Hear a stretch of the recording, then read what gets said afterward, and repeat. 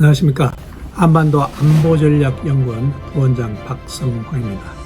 이 앞전 유튜브에 의해서 부동산에 대해서 말씀드리는데, 오늘은 선진국, 중국은 선진국이 아닙니다만 중국을 포함해서 선진국 미국, 영국은 도대체 지금 부동산이 어떤가, 여기에 대해서 말씀을 드리겠습니다. 과거 1980년대 후반에 일본이 세계 제2의 경제국가라고 칭해질 때 일본의 동경근방 수도권의 재산을 다 팔면 미국 재산의 몇 배다, 이런 얘기가 있었죠. 지금 중국이 그렇습니다. 중국은 지금 순자산이 120조 달러가 돼서 미국의 1.3배입니다. 그래서 그걸 중국은 자랑을 하고 있는데, 이런 여러 개 바로 부동산 가격입니다. 순자산, 이게 바로 부동산 가격이죠. 그래서 오늘은 중국을 포함한 선진국들의 부동산에 대해서 집중적으로 말씀을 드리겠습니다. 2010년까지만 해도 대부분 부동산에 대해서 그렇게 많이 신경을 쓰지 않았습니다. 일본만 부동산 광풍이 있었다가 다시 또 그 광풍이 사라지면서 혼란이 있었지, 나머지 국가들은 2010년까지는 거의 보합 상향세였습니다. 그런데 부동산이 최근 팬데믹으로 인해서 전체적으로 금리가 낮아지니까 집을 사는 경향이 많죠. 그 돈이 많아지니까. 그런데 어떤 사람들은 이런 얘기도 합니다. 지금 부동산이 오른 게 아니고 돈 가치가 없어졌다, 그런 얘기도 맞죠. 금리가 낮아지니까. 그런데 이 부동산에 대해서 세계 전체적으로 팬데믹 이후는 부동산 가격이 다 올랐습니다. 이건 기본으로 하고, 우리가 미국, 영국, 여기 도대체 어떻게 됐는가, 여기에 대해서 좀 구체적으로 말씀을 드리겠습니다. 미국 부동산의 특징은 상업부동산, 주거부동산, 산업부동산, 농업부동산이 있는데, 전체적으로 상업하고 주거부동산이 관심의 대상이죠. 그런데 미국은 주로 로케이션을 주로 결정적인 요인으로 봅니다. 위치, 그 위치가 어딘가, 우리 한국도 마찬가지입니다만.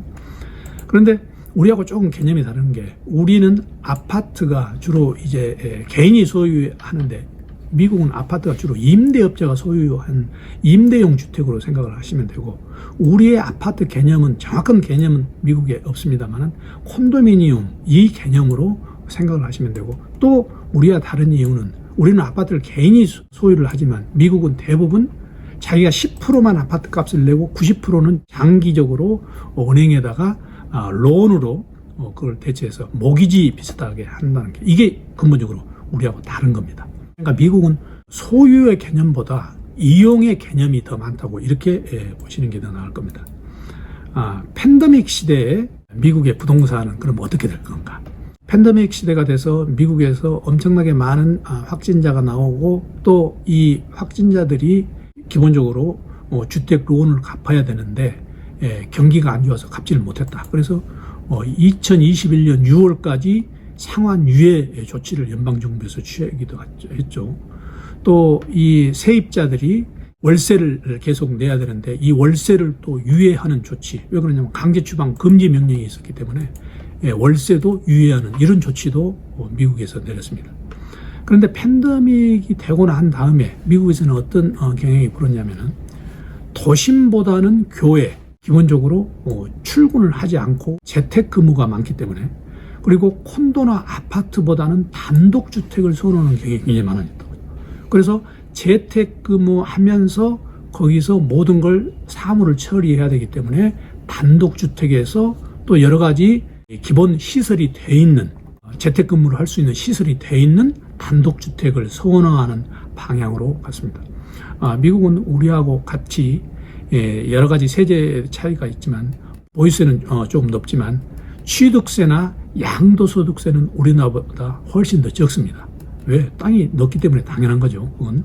그래서 이런 점이 우리하고 다르다는 걸 좀 알아두시고, 최근에 미국 부동산 시장을 잠깐 말씀드리면, 외국 자본이 상업 부동산을 지금 많이 취득을 하고 있습니다. 특히 이제 거기에 캐나다, 한국, 영국, 싱가포르 이 많은데, 한국이 랭킹 지금 3위까지 올라가 있습니다.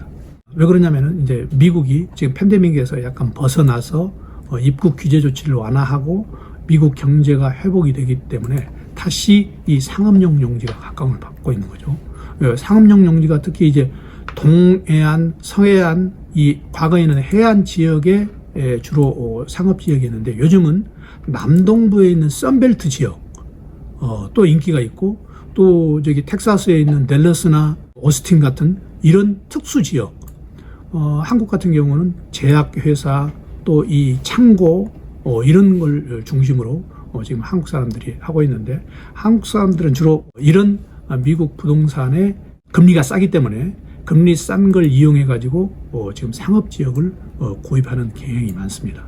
자, 그러면 중국의 부동산을 말씀드리겠습니다.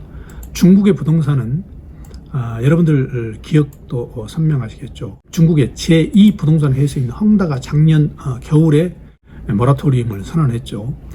그런데 중국의 부동산은 기본적으로 주택이 상승하면 정부가 통제를 하고 상승하면 통제하는 이런 패턴을 계속 해왔습니다. 그래서 2003년에 부동산 시장이 국가 경제의 주축 산업으로까지 한때 가고 너무 이렇게 과열되면 또 2005년에 통제를 하고 또 2008년에 글로벌 금융위기로 인해서 가격이 엄청나게 치솟고 또 여기에 2010년에 중국 정부에서 대대적인 금융 규제 조치를 취하고 그래서 이제 최근에는 중국이 2010년 들어서는 부동산이 이제 투기의 대상이 돼서는 안 된다. 그리고 부동산을 좀 더 장기적이고 복합적으로 관리를 해야 된다. 그래서 도시화, 그러니까 고품질의 도시화에 중점을 두는 중국의 부동산 정책이 나오고 있습니다. 그래서 이 앞으로 부동산 정책이 계속 갈 가능성이 굉장히 높고요. 이렇게 계속 갈 경우에 앞으로 투기 없는 주거와 생활 이걸 목표로 지금 갈 가능성이 많습니다. 이게 집가를 안정화시키고 또 주택 가격을 안정시키고 또 기대치를 심리적인 걸 안정시킨다. 이거는 최근에 헝다 모라토리움이 상당히 큰 영향을 미친 거죠. 그리고 지금 중국 부동산은 일성일책 정책이라고 해서 지방자치정부, 완전 자치정부는 아닙니다만 지방의 그 성에 따라서 특별한 부동산 정책을 취한다는 이런 주의로 지금 가고 있습니다. 또 하나 영국의 사례입니다. 영국은 여러분들도 아시겠지만 땅이 좁아서 옛날부터 런던 같은 경우는 엄청나게 집값이 비싸죠. 그래서 우리가 좀 비슷한 점이 많이 있습니다. 예를 들면 외국인에 대해서는 양도세 감면 조치를 취하다가 다시 그걸 폐지를 했고 또 다주택자에 대해서 세금을 많이 부과시키는 등 영국의 부동산 시장이 지금까지 계속적으로 올랐기 때문에 그러는 조치가 취하는 거죠. 2002년부터 2006년까지는 거의 10% 정도 상승을 하다가 또 2008년 금융위기 리먼 브라더스 사태 이후에 다소 낮아졌다가 또 오르고 또 최근에도 지금 계속 오르고 있습니다. 그래서 영국의 부동산 관련 세제는 우리하고 비슷합니다. 우리도 취득세 있고 우리는 보유세로서 재산세와 종합부동산세가 있죠. 종부세가 있는데 영국은 똑같이 취득세는 같은 취득세라고 하고 보유세는 카운슬세라고 해서 우리 재산세와 종부세를 합친 개념이고 또 양도소득세 우리와 비슷합니다. 그런데 우리보다 훨씬 세금이 높다는 거죠. 그리고 또 까다롭고 그래서 영국의 부동산 세제는 우리와 비슷하다 이렇게 생각하시면 되고 최근에는 역시 이 팬데믹 이후에 계속 지금 오르고 있는 그런 상황이고 영국 부동산은 과거 몇 차례에 걸쳐서 한국과 같이 이 출렁이는 게 굉장히 많았습니다.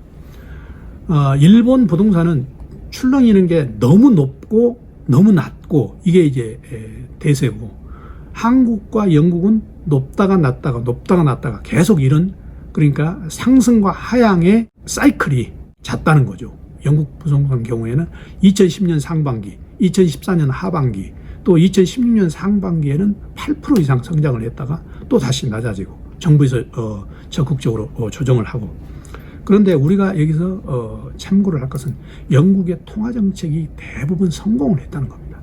구체적인 예를 들면은 이게 이제 2000년 초인데 주택가격 상승률이 계속 높아갈 때 영국의 영란은행도 기준금리 상승을 계속적으로 그렇게 높여가지고 적절하게 통화정책을 세워서 성공을 했다. 영국은 부동산 버블 붕괴라는 말이 나오지 않잖아요, 지금. 그래서 우리가 이런 제도를 좀 모방을 해야 될 필요가 있다. 기타 뭐 캐나다, 싱가포르도 마찬가지입니다. 가격이 외국인에 대해서 어떤 추가적으로 많은 조치를 취하죠. 외국인들이 집을 사지 못하는 그런 방향으로 많이 하고 있습니다. 뭐 또 다주택자 이런 걸 우리가 유심히 봐야 되고, 또 하나는 뭐냐면은 인구가 감소되기 때문에 주택 문제에 대해서 결정적인 영향이 있다. 그건 맞는 얘기입니다. 그런데 우리는 또 특수성이 있습니다. 외국 같은 경우, 독일, 영국, 프랑스 같은 경우에는 인구가 줄어도 부동산 가격에 그렇게 큰 영향을 안 할 가능성이 있다. 왜 그러냐? 외국은 이민 정책을 쓰고 있다는 거죠. 영국 같은 경우는 8%, 프랑스 같은 경우는 6%, 독일 같은 경우는 12% 이민자들이 오기 때문에 인구 감소분을 어느 정도 이민자들의 유입으로 메꾸고 있다는 거죠. 한국하고는 전혀 다릅니다. 또 일본하고도 전혀 다르고, 일본은 이민자가 2%에 불과합니다. 그렇기 때문에 부동산 버블 붕괴를 그렇게 심하게 받았다는 거죠. 그래서 우리가 이런 선진국들의 부동산 가격 정책을 보면 우리 한국이 어떻게 앞으로 부동산 정책을 해 나가야 될 건가 어느 정도 예상을 해볼 수가 있습니다. 그래서 오늘은 선진국의 부동산 정책을 봤고요. 다음 유튜브에서는 마지막으로 우리 한국이 도대체 어떻게 해야 될 건가, 이 부동산 정책에서 거기에 대해서 중점적으로 말씀을 드리겠습니다. 고맙습니다.